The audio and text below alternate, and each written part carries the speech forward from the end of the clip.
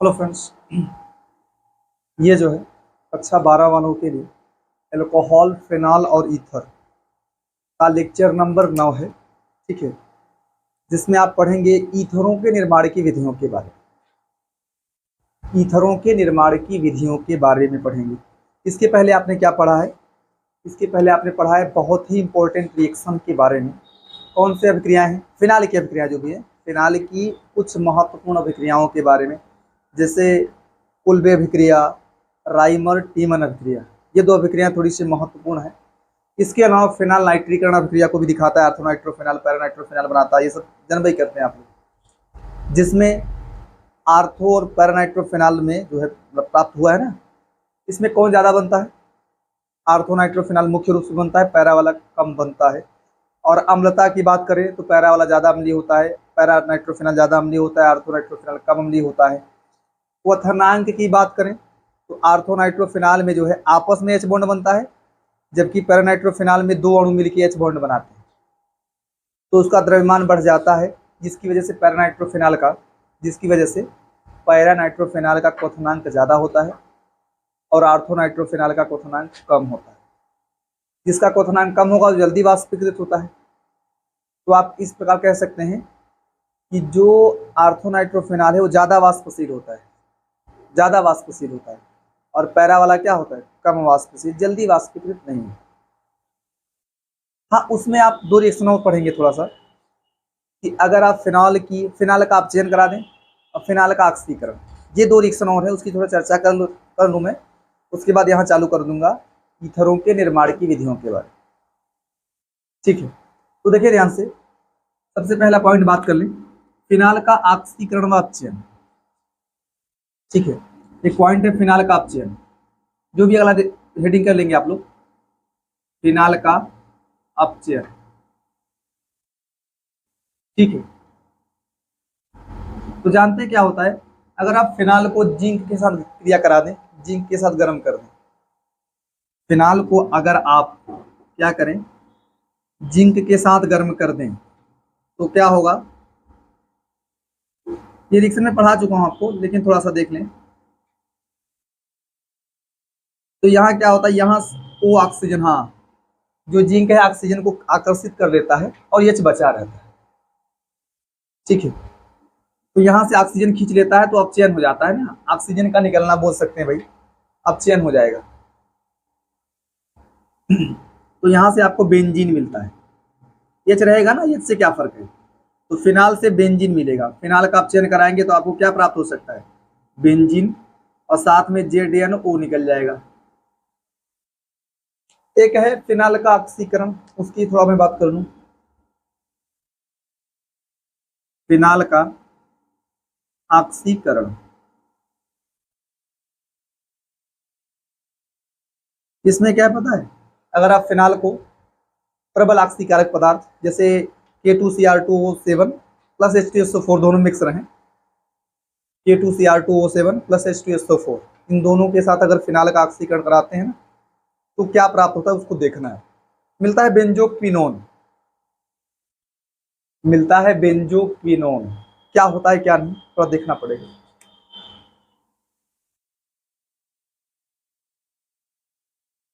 अगर आप लेते हैं फिनॉल ना, देखिए ध्यान से, फिनाल लेते हैं और इसका जो है K2Cr2O7 और H2SO4, इन दोनों के मिश्रण से प्राप्त होता है क्रोमिक अम्ल, उसको बोलते हैं क्रोमिक एसिड। आपके बुकों में लिखा गया कि फिनाल का इन दोनों के साथ कुछ लिखे, चाहे ऐसा लिख लें कि क्रोमिक अम्ल के द्वारा ऑक्सीकरण कराने पर आपको मिल जाता है बेंजोक्विनोन। इस अभिकर्मक को याद रखें, यही देगा, पूरा करना हो अभिक्रिया। तो जानते हैं क्या होता है? यहाँ पे डबल बॉन्ड O मिलता है, फिर यहाँ डबल बॉन्ड O। इसी फिनॉल से, देखिए ध्यान से, इसी फिनॉल से क्या होता है कि यहाँ पे दो पोजीशन पे डबल बॉन्ड मिलता है, यहाँ डबल बॉन्ड मिलता है और यहाँ डबल बॉन्ड मिलता है। उसके बाद फिर आप इस डबल बॉन्ड को मत लगाइएगा, जैसे मान लीजिए यहाँ पे डबल बॉन्ड लगा दिया गया आपने, तो कार्बन की वैलेंसी 5 हो जाए, चाहे यहाँ नहीं लगा सकते, यहाँ डबल बॉन्ड या यहाँ डबल बॉन्ड नहीं कर सकते, कार्बन की वैलेंसी क्या हो जाएगी? 5। ठीक इसी प्रकार यहाँ भी आप डबल डबल नहीं कर सकते, यहाँ भी डबल नहीं कर सकते ना, वहाँ भी कार्बन की वैलेंसी क्या हो जाएगी 5। अब देख सकते हैं कि भाई ये कार्बन है, अगर यहाँ लगा इस केस की भी लगा क्या हो, 2 बॉन्ड इधर एक इधर है, 2 इधर है, एक यहाँ है, 2 इधर 2 इधर एक इधर, 5। तो आप डबल बॉन्ड जानते हैं कहाँ कहाँ लगा सकते हैं, बीच में यहाँ, यही बनता है बेंजोक्विनोन। फिनाल के ऑक्सीकरण से आप सोचेंगे कि डबल बॉन्ड यहाँ क्यों नहीं लगाए, वैलेंसी ही सेटिस्फाई नहीं होगी, ज्यादा हो जाएगी। तो ये इसी का नाम क्या है, बेंजोक्विनोन। थोड़ा याद रखिए इसको ट्रिक से।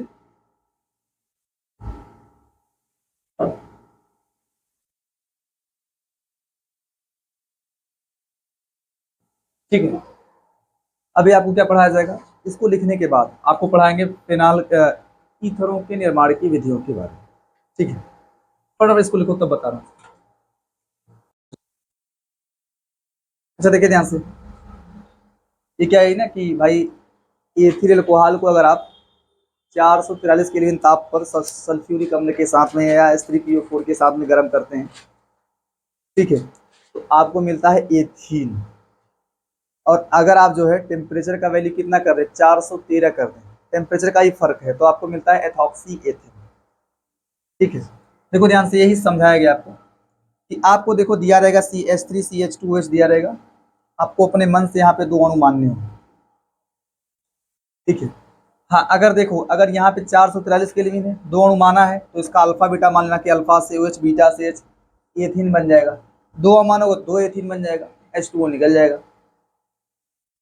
यहाँ पे 2 अणु की जरूरत नहीं, एथिन के केस में बनने के लिए 2 अणु की आवश्यकता नहीं है। अगर आपने 2 माना है तो 2 एथिन बनेगा, लेकिन इसके लिए 413 केल्विन ताप पर अगर आप H2SO4 के साथ में एथिल अल्कोहल को गर्म करते हैं तो आपको यहाँ पे 2 अणु की आवश्यकता ही है। होता क्या है कि अगर आपने CH3CH2OH लिया है, जिसको आप C2H5OH लिख सकते हैं ना, CH3CH2OH या C2H5OH, नाम जन्मे करते हैं आप लोग एथिल अल्कोहल या एथेनॉल, अल्कोहल या एथेनॉल। तो अगर आप गर्म करेंगे तो जानते हैं क्या होता है, C2H5OH प्लस C2H5OH, एक का H एक का OH निकाल सकते हैं, किसी का भी H किसी का भी OH, H2O निकलेगा यहाँ पे भी, लेकिन यहाँ पे मिलता क्या है, एथॉक्सी एथिन बोल सकते हैं आप लोग, या डाई एथिल ईथर। इसका मैकेनिज्म आपने देखा हुआ है भाई, इसका मैकेनिज्म आपने देखा हुआ है कि पहले स्टेप में क्या होता है, H2SO4 आता है, H प्लस जुड़ जाता है, एल्कोहल में H प्लस जुड़ जाता है, प्रोटॉन जुड़ जाता है, फिर अगले स्टेप में वहाँ से H2O निकल जाता है।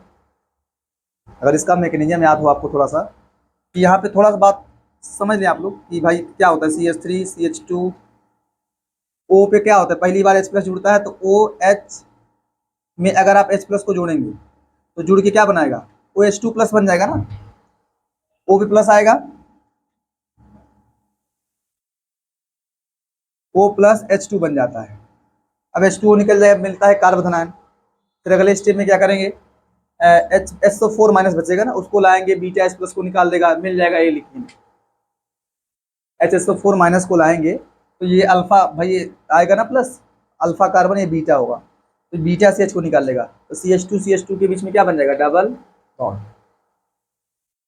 इसका मैकेनिज्म कैसा होगा, थोड़ा बहुत मैकेनिज्म इसकी समान होता है, जैसे पहला आपने देखा है, थोड़ा बहुत मैकेनिज्म इसका वैसा ही होता है। अब देखिए ध्यान से, अगर इसका मैकेनिज्म देखा जाए, यहाँ देखते हैं मैकेनिज्म,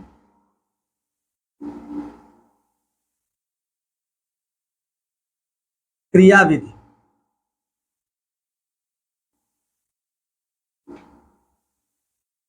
जानते हैं क्या होता है, सबसे पहले आप क्या करेंगे, प्रोटॉन को यहाँ भी जोड़ना है, CH3 CH2OH में H2SO4 को लाएंगे, ये टूटेगा H प्लस में, HSO4 माइनस में, ये अल्कोहल है, H प्लस जुड़ेगा तो क्या मिलेगा आपको, आपको मिलता है CH3CH2OH2, ऐसा होता है। लेकिन यहाँ पे यही बात है कि यहाँ पे बना था कार्बन आयन, लेकिन यहाँ पे कार्बन आयन नहीं बनता ईथर के केस में, यही बात आपको याद रखना है। ये बनता है ठीक है, आप इसको जानते क्या बोल सकते हैं, इसको बोलते हैं प्रोटानित एल्कोहल। प्रोटानित का मतलब प्रोटॉन युक्त बोल सकते हैं, प्रोटॉन जुड़ चुका है, H+ जुड़ चुका है। ये एल्कोहल था, और ये कैसा एल्कोहल है, प्रोटानित एल्कोहल लिख सकते चाहे तो आप, प्रोटानित एल्कोहल। जानते हैं स्टेज में क्या है, यहाँ पे बनता नहीं कार्बोधनायन, यहाँ पे H2O निकलता है, प्लस आता है, जैसे ना, जैसे ही प्लस आएगा वैसे ही एल्कोहल का दूसरा अणु उस प्लस पे अटैक मारता है। एल्कोहल के दो अणु यूज किए गए हैं ना यहाँ पे, कि जैसे ही थोड़े समय के लिए, ऐसा प्लस आता नहीं है अलग से, ऐसा नहीं कि बना कार्बोधनायन फिर उस पर एल्कोहल का अटैक हुआ, ऐसा नहीं। जैसे ही प्लस आने के चांस बने, तुरंत ही एल्कोहल का दूसरा अणु अटैक मार देगा उस पर, ठीक है। जैसे मान ले, देखें कैसा, अगर आपको CH3 CH2O+ कर लें H2 ना, ये निकलेगा थोड़ा सा, प्लस अलग से नहीं आएगा, जैसे इस पे प्लस आने का चांस होगा, इस पर कौन अटैक मार देगा, एल्कोहल का दूसरा अणु, ये अटैक मार देगा इधर। क्या मिलेगा देखें, आपको मिलेगा H2O निकल गया है, H2O निकल गया है, क्या मिलेगा, आप ऐसा करें ना, लिख लो CH3 CH2, ऐसा था। जब ये अटैक मारेगा, O आए ना, O जुड़ेगा भाई, O की उस तरफ CH2 CH3, और यहाँ पे H भी रहेगा ना, H है भाई, देखो H था ना, H कहाँ जाएगा, H तो है, कि भाई O जब यहाँ जुड़ेगा, O के एक तरफ CH2 CH3 रहेगा, एक तरफ H भी रहना है, ये आ चुका है। अब अगले स्टेप में क्या होता है, यहाँ से H+ को खींच लेते हैं, ये H+ को खींचने के लिए ये ला दीजिए, H+ को निकालने के लिए किसका यूज कर रहे हैं, HSO4-, वो H+ को खींच लेगा, आराम से बन जाएगा ईथर। तो अगले स्टेप में क्या करेंगे आप लोग, CH3CH2 CH3CH2O+, H रहेगा, CH2CH3, क्या यूज करेंगे आप लोग, HSO4-, ये किसको निकालेगा, इसको, H+ को खींच लेगा, क्या निकलेगा, H2SO4 निकल जाएगा। क्या मिलेगा आपको, CH3 CH2O CH2 CH3 मिल जाएगा। आसान सा मैकेनिज्म है, हार्ड नहीं, ठीक है। लिखें बड़ा,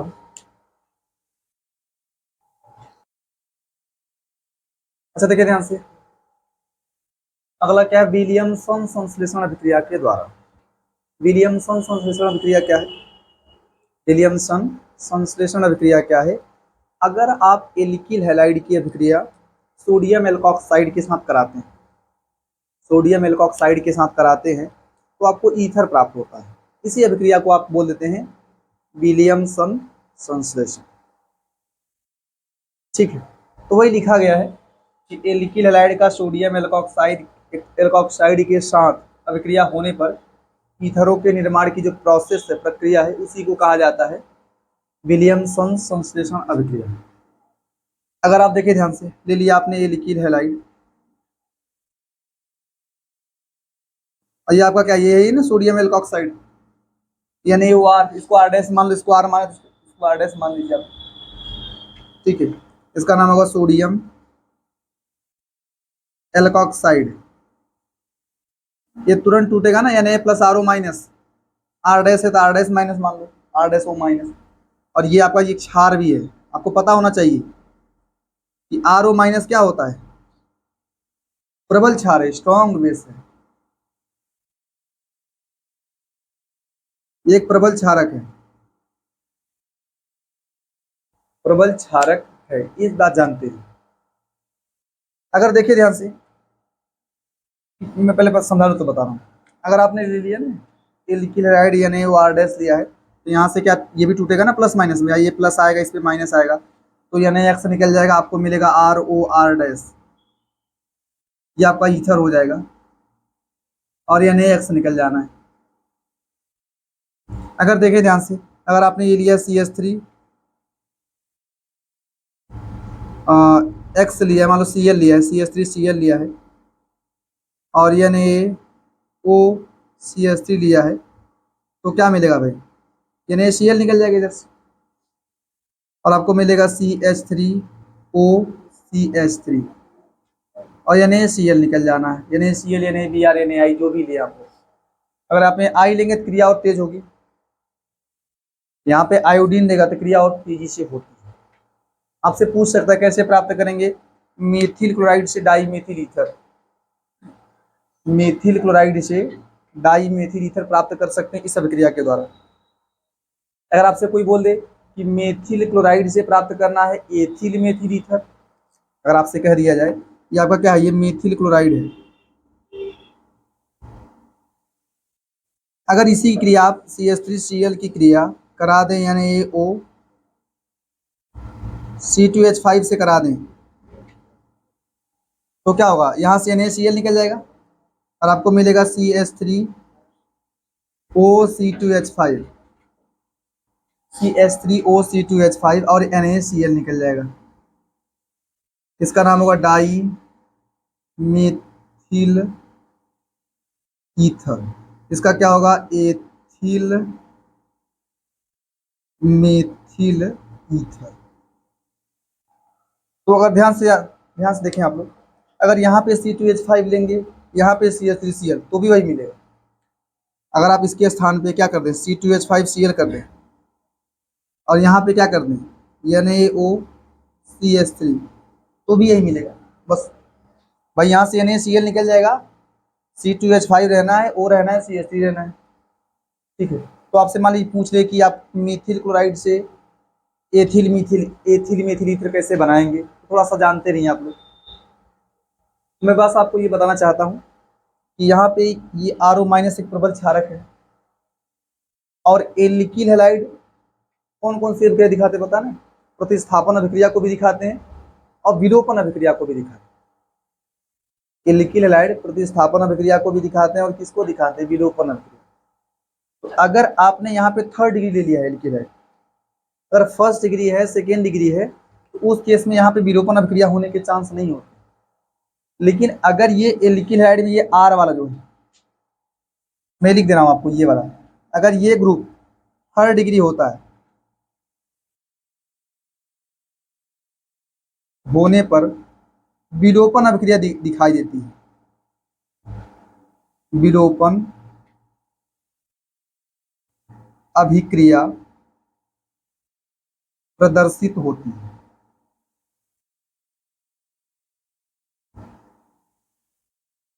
देखिए ध्यान से, अगर ये 3rd डिग्री हो जाए तो यहाँ पे कौन सी अभिक्रिया दिखाई देगी, विलोपन अभिक्रिया।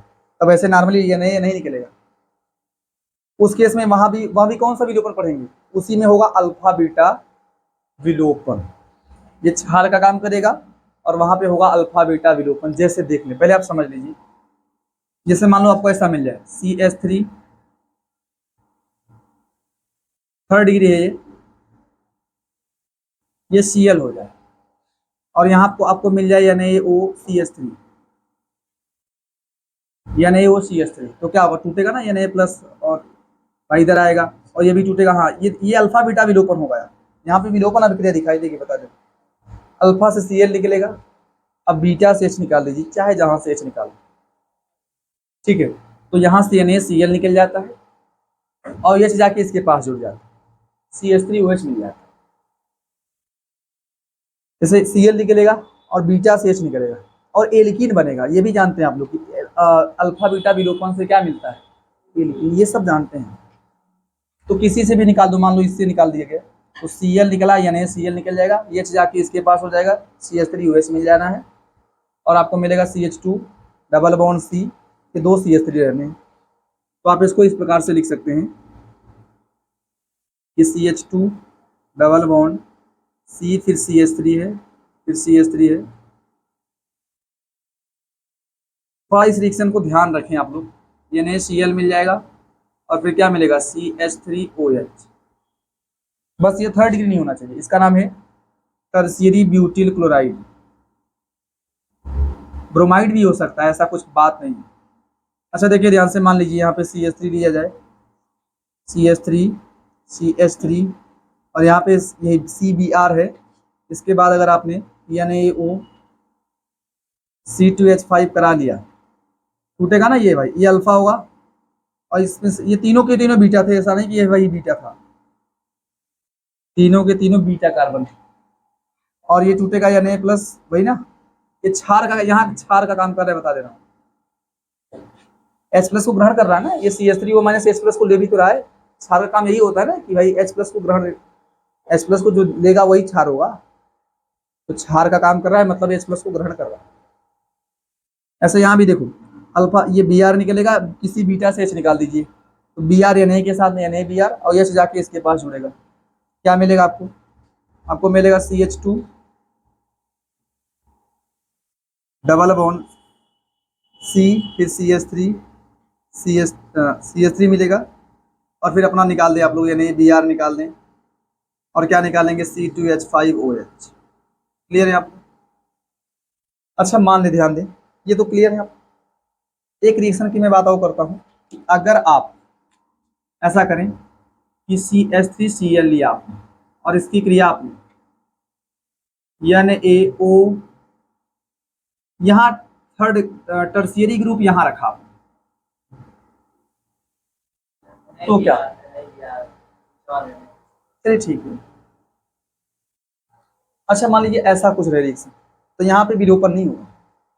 ये एल्किल हैलाइड का जो एल्किल समूह है वो थर्ड डिग्री नहीं होना चाहिए। अगर आपको टर्शियरी ईथर बनाना हो, मतलब भाई ईथर तो बन रहा है ना, जैसे एल्किल हैलाइड क्रिया इससे करा रहे हैं तो ईथर आपको प्राप्त हो रहा है।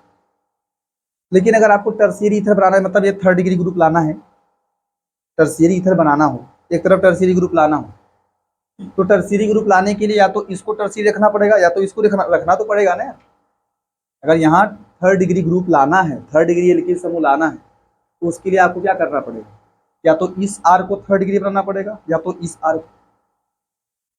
लेकिन अगर आपने इस आर को थर्ड डिग्री रखा तो ईथर नहीं मिल सकता, यही बात आपको याद रखनी है।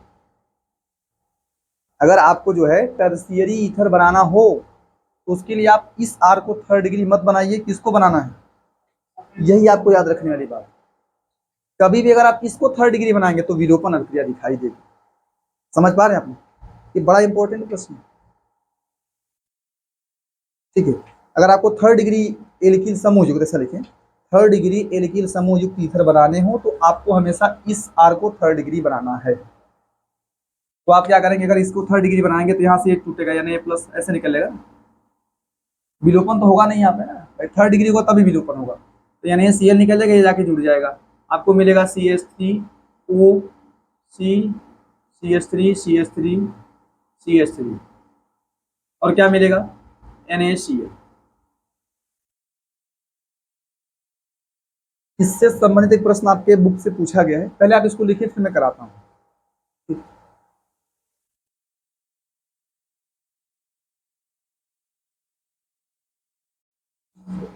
अच्छा देखिए ध्यान से, ये थोड़ा सा देखिए ना आप लोग, जो आपने पढ़ा ना विलियमसन संश्लेषण, उससे संबंधित प्रश्न है। हाँ, आप थोड़ा सा एक बात जानते रहिए कि विलियमसन संश्लेषण जो अभिक्रिया नहीं, वो शुष्क ईथर में कराई जाती है। किस में कराई जाती है? शुष्क ईथर में एल्किल हैलाइड की अभिक्रिया सोडियम एल्कोक्साइड के साथ कराते हैं, लेकिन वहां पे क्या लिख लेंगे आप लोग? शुष्क ईथर में कराते हैं, ठीक है। अच्छा देखो एक प्रश्न है यहाँ पे ना, 11 NCERT का 11.6 जो है, ठीक है, प्रश्न संख्या है। ये पूछा क्या, देखो ये पूछा है टर्शियरी ब्यूटिल ना, टर्शियरी ब्यूटिल और एथिल ईथर होना चाहिए यार, टर्शियरी ब्यूटिल एथिल ईथर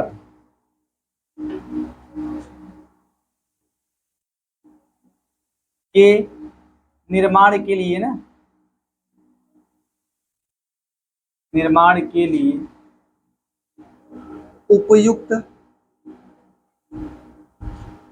जो नीचे ध्यान दें आप लोग, जो नीचे अभिकर्मक दिए हैं ना, बताया जाए कि ये अभिकर्मक टर्शियरी ब्यूटिल एथिल ईथर यही है आपका, टर्शियरी ब्यूटिल एथिल ईथर यही है।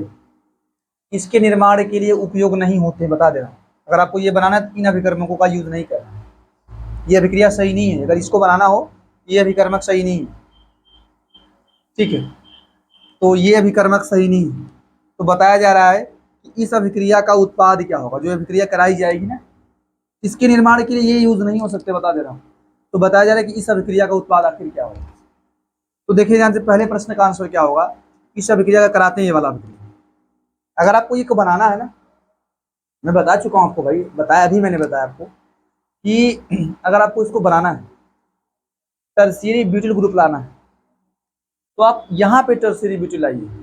अगर इसको थर्ड डिग्री बनाएंगे तो कौन सी अभिक्रिया होगी, विलोपन अभिक्रिया दिखाई देगी। अगर आप एल्किल हैलाइड को थर्ड डिग्री करेंगे तो विलोपन अभिक्रिया दिखाई देगी, तो यहाँ पे एल्कीन बन जाएगा। इस अभिक्रिया का प्रोडक्ट क्या होगा, एल्कीन होगा। इस अभिक्रिया का उत्पाद क्या होगा, एल्कीन होगा।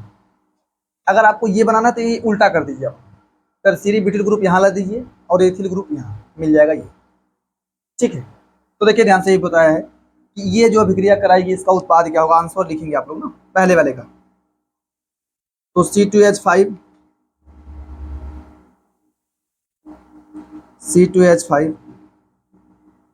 O minus Na plus CH3 CCH3 CH3 Cl, ये थर्ड डिग्री एल्किल ग्रुप है, थर्ड डिग्री एल्किल हैलाइड। और जानते हैं आपका ये क्षार है, एल्कोक्साइड क्या है, ये क्षारक है। तो यहाँ जानते हैं आपको दिखाई देगी अल्फा कार्बन या बीटा, किसी भी बीटा, तीनों है, चाहे जहाँ से H निकाल सकते हैं। तो बीटा से H निकाल दो, अल्फा से Cl निकल जाएगा और ये बनेगा क्या, ये टूट जाएगा ना O माइनस में C2H5O माइनस Na प्लस। ये यहाँ क्षार का काम कर रहा है, यहाँ से जो H निकलेगा ना बीटा से, चाहे ये बीटा चाहे ये बीटा चाहे ये बीटा, उसको खींच लेगा ये कौन, ये पूरा। तो आपको मिलेगा C2H5OH, फिर NaOCl निकल जाएगा और आपको यहाँ मान लीजिए यहाँ से निकल गया मान लो, तो इसके बीच डबल बॉन्ड मिलेगा, एल्कीन मिलेगा। ये जो अभिक्रिया होगा इसका प्रोडक्ट कौन होगा, एल्कीन होगा। तो देखिए ध्यान से, तो आप लिखेंगे CH2, ये पहला रिएक्शन था, डबल बॉन्ड C हो जाएगा CH3 और आपको मिलेगा C2H5OH प्लस NaCl। ये आपका, इसका नाम है जानते हैं, आइसोब्यूटिन कह सकते हैं, आइसोब्यूटिन या 2 मेथिल प्रोपीन, आप इसको लिख सकते हैं 1 2 3।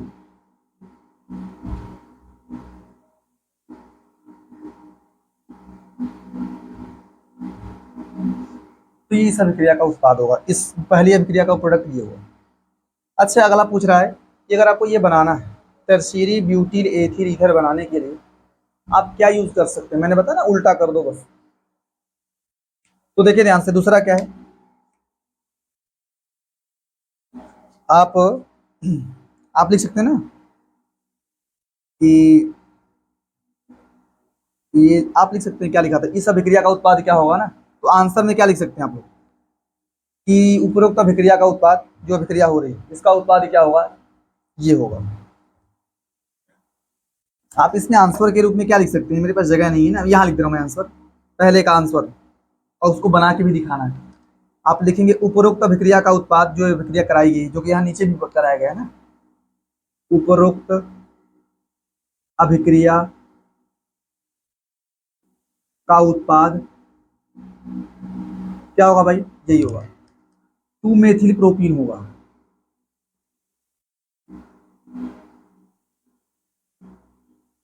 ये पहले का आंसर है जो कि नीचे बनाया, आपने बना के दिखाया है। और दूसरा में क्या लिखेंगे, ये जो बनाया है, तो आप लिख सकते हैं टर्शियरी ब्यूटिल एथिल ईथर के निर्माण के लिए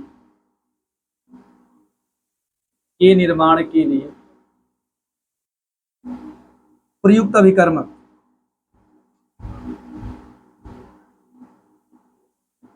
प्रयुक्त अभिकर्मक कौन कौन होंगे भाई,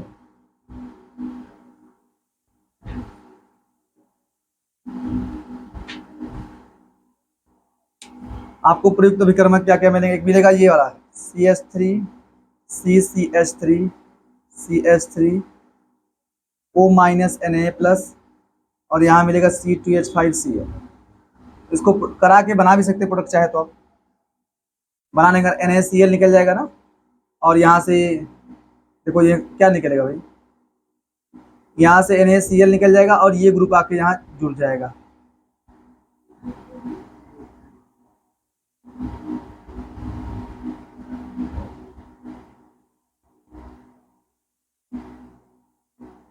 ठीक है, इसको कराने के बाद देखो ध्यान से, इसको कराने के बाद आप एक हेडिंग करेंगे, एक पढ़ेंगे एरोमेटिक ईथर का निर्माण।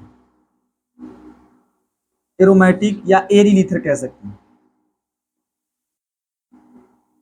ईथर का निर्माण जानते कैसे करेंगे आप? विलियमसन संश्लेषण में ही आ जाएगा। एरोमेटिक ईथर अगर आपको बनाना हो तो आप लेंगे फिनॉल। क्या लेंगे? फिनॉल। इसकी अभिक्रिया चाहे आप सोडियम धातु से कराएं या NaOH से करा दें। Na से कराएंगे तो जाएगा Na, H2 गैस निकाल देगा। NaOH से कराएंगे तो H2O निकल जाएगा, HOH H2O निकल जाएगा। बनाना क्या है? Sodium phenoxide. चाहे Na से कराइए चाहे NaOH से कराइए, मिलेगा क्या? Sodium phenoxide. तो यहाँ पे आपको ये मिलेगा O माइनस Na प्लस, नाम है सोडियम फिनॉक्साइड। अगर इसकी अभिक्रिया आप करा दे एल्किल हैलाइड से, किससे करा दें? RX, तो जानते हैं NaX निकल जाएगा, R आके वहां जुड़ जाएगा। ठीक है, तो यहाँ पे आपको मिल क्या जाएगा?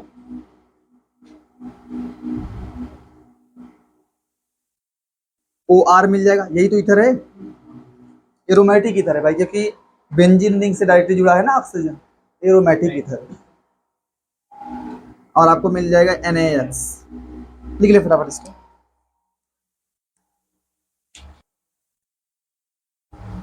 अच्छा देखो ध्यान से, थोड़ा रिएक्शन कुछ बात कर ले, रिएक्शन की बात कर लें कि अगर आप जो है बेंजीन लेते हैं ना, फिनॉल यार, फिनॉल से अगर आपको बनाना हो एरोमेटिक ईथर तो कैसे बनाएंगे आप? फिनॉल की अभिक्रिया अगर आप CS करा दो ना, Na से या NaOH, जो जिससे भी कराए आपका मन, तो आपको मिल जाएगा ONA मिल जाएगा। अगर इसकी क्रिया आप CH3Cl से कराते हैं, किससे कराते हैं? CH3Cl, BRI जो भी लिख सकते हैं, RI लिखा था ना, R का मतलब CH3C2H5 हो सकता है, और यक्स, अच्छा RX लिखा था आपने, और यक्स के स्थान पे Cl BRI ये सब हो सकते हैं। तो I के केस में क्रियाशीलता बहुत ज्यादा होती है, RI जो है बहुत ज्यादा क्रियाशील है, RI बहुत अधिक क्रियाशील हो। क्यों? क्योंकि बॉन्ड ज्यादा होता है ना, I का बॉन्ड लेंथ ज्यादा होता है, आराम से ब्रेक होके रिएक्ट करता है। थोड़ा सा क्रियाशीलता भी जानते रहिए आप लोग। तो आज जो आपने कराया था ना विलियमसन संश्लेषण में, RX लिखा था ना, ये लिखी है लाइट, और सोडियम एल्कोक्साइड के साथ क्रिया कराया था। तो RX कब ज्यादा क्रियाशील होगा? जब वहां पे BRI वगैरह रहे। जैसे अगर आप बात कर लें RX की क्रियाशीलता की बात कर लूं मैं, अभिक्रियाशीलता, अगर RX की अभिक्रियाशीलता की बात करें तो सबसे कम क्रियाशील RF होता है, RCl, RBr, RI, ये सब क्या होते हैं? क्रियाशीलता का बढ़ता हुआ क्रम। तो अगर आप I लेंगे तो बहुत अधिक क्रियाशील होगा। ठीक है, तो मान लीजिए अगर आपने Cl लिया है तो यानी Cl निकल जाएगा, फिर आपको क्या मिलेगा पता है? मिलेगा OCH3, इसका नाम होता है मेथॉक्सी बेंजीन। इसका नाम क्या है? सिबेंजीन। ये जानते प्रसिद्ध है एनिसोल के नाम से। किस नाम से? एनिसोल के नाम से प्रसिद्ध है। तो कभी कभी पूछ लेता है कि मान लीजिए आपसे पूछे फिनाल से एनिसोल कैसे बनाएंगे, थोड़ी ये बात मन में होनी चाहिए आपकी, या मेथॉक्सी बेंजीन कैसे बनाएंगे, थोड़ी ठीक रहेगी ना बातें मन में आपकी। देखिए ध्यान से, अगर फिनाल की अभिक्रिया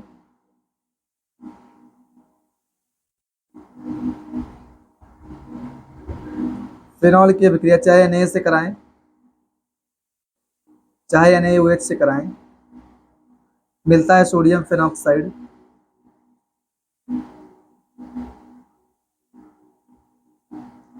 सोडियम फिनॉक्साइड मिलता है। अगर इसकी अभिक्रिया आप C2H5Cl से कराएंगे,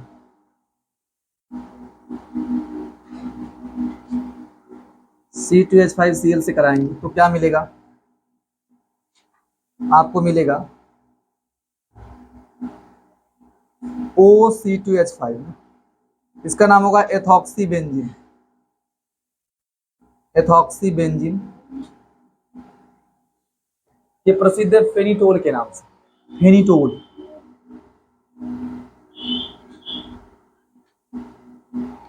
ये तो रिएक्शन तो ऐसे ही था, बना ली, नॉर्मली रिएक्शन था एक।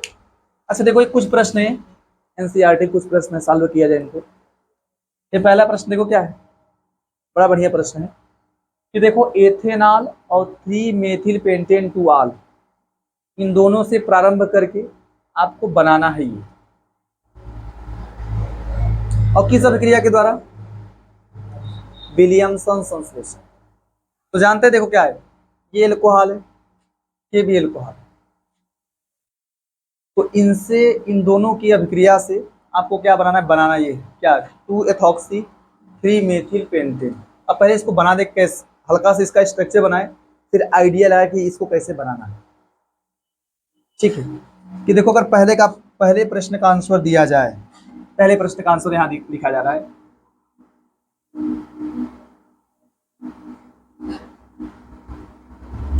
तो आपको बनाना क्या है? देखो आपको बनाना है 2 एथॉक्सी 3 मेथिल पेंटेन। तो पहले पेंटेन बना लें आप लोग ना, CH3, सी लिख ले रहा हूं मैं, 5 कार्बन पेंटेन है। दूसरे पे लगा दे एथॉक्सी, 2 एथॉक्सी है, और क्या है? हाँ, तीसरे पे मेथिल लगाना, यही बनाना है। और इसको बनाने के लिए क्या क्या यूज कर सकते हैं? आपको यूज करना है क्या पता है? आपको यूज करना है C2H5 OH का यूज करना है, और किसका यूज करना है? एथेनॉल का, और किसका भाई? 3 मेथिल पेंटेन टू आल, पेंटेन टू आल मतलब ये यूज करें आप लोग, और मेथिल हो। अच्छा, आप कुछ सोच पा रहे हैं कि इन दोनों की क्रिया से ये बनाना है? तो देखो ना, ये देखो, अगर आप इसमें देखें और इसमें देखें तो क्या डिफरेंस पा रहे? CH3 ही है, सी कर लो, क्या दिक्कत है, सी कर लो चलो। अगर यही O के स्थान पे आप C2H5 को ला दें, आराम से रिएक्शन हो जाएगा। आप कैसे लाएंगे भाई? करानी है विलियमसन संश्लेषण अभिक्रिया, और विलियमसन संश्लेषण में क्या होता है? एल्कोक्साइड होता है और एल्किल हैलाइड होता है, ये तो दोनों एल्कोहल हैं। तो आपको एक एल्कोहल को कन्वर्ट करना है एल्किल हैलाइड में, एक एल्कोहल को किस में बदलना है? एल्किल हैलाइड में, और एक एल्कोहल को एल्कोक्साइड में बदलेंगे, तब जाके रिएक्शन हो।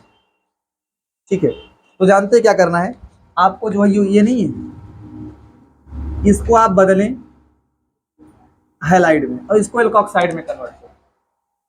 इसको हैलाइड में कन्वर्ट करो, क्योंकि डिग्री बढ़ाने, अगर देखो, अगर आपको आप इसको हैलाइड बनाएंगे तो विलोपन अभिक्रिया होने का चांस होगा ज्यादा। देखो एल्किल हैलाइड जितना ज्यादा छोटा रहेगा, जितना अधिक छोटा रहेगा, उतना आसानी से विलियमसन संश्लेषण अभिक्रिया हो जाएगा। और उसमें जो मैकेनिज्म होता है वो होता है SN2। तो SN2 में जो है एल्किल हैलाइड में भीड़ भाड़ बहुत कम होना चाहिए एल्किल समूह, वहां जो क्रिया विधि होती है ना वो SN2। तो आपको जो है प्रयास करना है कि वहाँ जो एल्किल हैलाइड में एल्किल समूह, उसमें भीड़ भाड़ नहीं होना चाहिए। तो इसको हैलाइड नहीं बनाना, बना सकते इसको भी हैलाइड, इसको भी बना सकते हैं हैलाइड, लेकिन बनाना किसे हैलाइड? इसको बनाइए, क्योंकि यहाँ पे भीड़ भाड़ नहीं रहेगा, यहाँ तो बहुत सारे भीड़ भाड़ हो जाए, फिर SN2 अभिक्रिया आसानी से नहीं हो पाएगी। तो इसको कन्वर्ट कीजिए एल्कोक्साइड में, और इसको प्रयास किसमें कन्वर्ट करना है? हैलाइड में, विलियमसन कराना है। तो जानते हैं क्या कराते हैं? इसकी अभिक्रिया करा दें आप HX से, मतलब HBr वगैरह से करा दो, चलो HBr HI इनसे करा सकते हैं आप, HI से करा दो, क्या दिक्कत है? तो जानते हैं क्या मिलेगा आपको? मिलेगा C2H5Br, H2O निकल जाएगा, आई लाएंगे तो HI आ जाएगा, मतलब C2H5I आ जाएगा, और H और OH क्या निकल जाएगा? H2O। तो ये आपको मिल गया हैलाइड। ये क्या मिल गया है? एल्किल हैलाइड, ये हैलाइड मिल गया है। विलियमसन का यूज करना है ना। आप बनाएंगे इसको एल्कोक्साइड में, तो एल्कोक्साइड बनाने के लिए आपको जानते हैं एल्कोहल की अभिक्रिया NaOH से नहीं कराना है, Na से करता है, NaOH से नहीं करता है। तो आप केवल Na से कराएं, क्या होगा? यहाँ पे चला जाएगा ना, आपको मिलेगा बस, हाँ आपको मिल जाएगा ONA, ये मिलेगा। अब फिर इन दोनों की क्रिया करा लीजिए, आराम से क्या मिल जाएगा। तो इसको रिएक्शन करा भी लेंगे आप लोग, मतलब ये मैंने टिप्स दिया है, बाद में इन दोनों का रिएक्शन करा के क्या बनाएंगे प्रोडक्ट। भाई यहाँ से Br निकलेगा, यहाँ से Na, ठीक है, आराम से मिल जाएगा। अब चाहे तो इसको बदल भी सकते हैं कि ये मेथिल यहाँ ला दो, इसको ऊपर भी कर सकते हैं आप लोग, ठीक है। क्लियर है कि नहीं। इस रिएक्शन में थोड़ा सा कुछ सीखने वाली बातें हैं। विलियमसन बोला है ना भाई, तो विलियमसन में भाई हाइलाइट होना चाहिए और एल्कोक्साइड होना चाहिए। अच्छा, अगला क्या है, ये पूछा है कि 1 मेथॉक्सी 4 नाइट्रोबेंजीन के विरेचन, मतलब उसको बनाना है। 1 मेथॉक्सी 4 नाइट्रोबेंजीन के विरेचन के लिए निम्न अभिकारकों में से कौन सा युग्म सही है। उपयुक्त का मतलब ठीक है, और क्यों सही है। जैसे 2 जोड़े दिए गए, एक ये दिया गया और एक ये पेयर दिया गया, ऐसा नहीं कि इससे भी बन जाएगा, इससे भी बन जाएगा, ये जो लिखा है ऐसा नहीं, इनमें से किसी एक से ही बने। किससे बनेगा, सही क्या बात होगी। देखो ध्यान से, पहले आप इसको लिखें एक बार, क्या बनाना है आपको। बनाना है 1 मेथॉक्सी, यहाँ पे मेथॉक्सी कर ले, और यहाँ पे क्या लगाना है, नाइट्रो, और बेंजीन तो है ही, बेंजीन लिखना है, पहले मेथॉक्सी, चौथे पर नाइट्रो, यही बनाना है। इसके बनाने के आपको ये दिया गया है और ये दिया। देखो, अगर आप इसकी और इसकी अभिक्रिया कराएंगे तो आप जानते हैं क्या सोच रहे हैं, जो सोच रहे हैं आप सोच रहे होंगे कि यानी अब Br निकल जाए, OCH3 चला जाए, ठीक है। लेकिन देखो ध्यान से, अगर ये एलिफैटिक रहा होता, नॉर्मली एरोमेटिक रिंग ना हो, बेंजीन रिंग ना रहा होता ना, तो उस केस में जो आप सोच रहे हैं ठीक है, यहाँ से Na निकल जाता है, यहाँ से Br होता, वही है, विलियम संश्लेषण ही है। फिर आराम से ये जुड़ जाता, मिल जाता, ये हो जाता ना भाई, मेथॉक्सी 4 नाइट्रोबेंजीन बन जाता आराम से। लेकिन जानते हैं यहाँ पे इसके पास लोन पेयर है, होता है कॉन्जुगेशन। यहाँ पे क्या होगा, कॉन्जुगेशन। तो कॉन्जुगेशन की वजह से यहाँ क्या होगा, यहाँ पे हो जाएगा आंशिक द्विआबंध का लक्षण आ जाएगा, और ये बॉन्ड आराम से ब्रेक नहीं होगा। भाई कैसे आराम से ब्रेक नहीं होगा, आसानी के साथ ब्रेक नहीं। अगर ये एलिफैटिक और Br होता, मेथिल एथिल होते, तो आराम से फिर ब्रेक हो जाता, कोई डबल बॉन्ड लक्षण थोड़ा ही आता। तो यहाँ पे लिख लेंगे आंशिक द्विआबंध के लक्षण,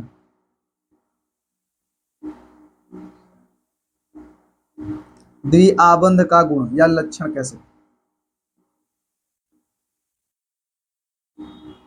तो आप लिख सकते हैं ना, इसमें जो है ये जो आंशिक द्विआबंध का गुण है, लिख सकते हैं जिसके कारण कार्बन ब्रोमीन बंध, कार्बन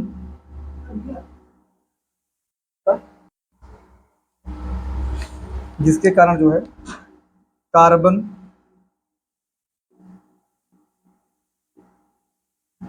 ब्रोमीन बंध का विदलन नहीं होता है, बंध का विदलन नहीं होता, ये ठीक रिएक्शन है, यहाँ पे ब्रेक नहीं होगा, रिएक्शन नहीं होगा। अच्छा देखो, ये क्या सही है, हाँ ये रिएक्शन सही है, ये रिएक्शन आगे होगा ही नहीं, बता देना, सबसे बड़ी बात ये रिएक्शन आगे होगा ही नहीं, बॉन्ड ब्रेक नहीं होगा तो रिएक्शन कहाँ से होगा। तो आप क्या करेंगे, ये रिएक्शन करा सकते हैं आराम से, इसका भाई ये थोड़े डबल होंगे लक्षण है, वो यानी आराम से ब्रेक हो जाएगा और यहाँ से Br निकल जाएगा। तो ये वाला सही है, ये युग्म सही है, लेकिन ये युग्म सही नहीं है, तो आप इसमें बना लेंगे OCH3 हो जाना है, NO2 तो है ही, और फिर क्या निकल जाएगा, NaBr। ये सही रिएक्शन था, ठीक, इसको छाप लो, छाप लो।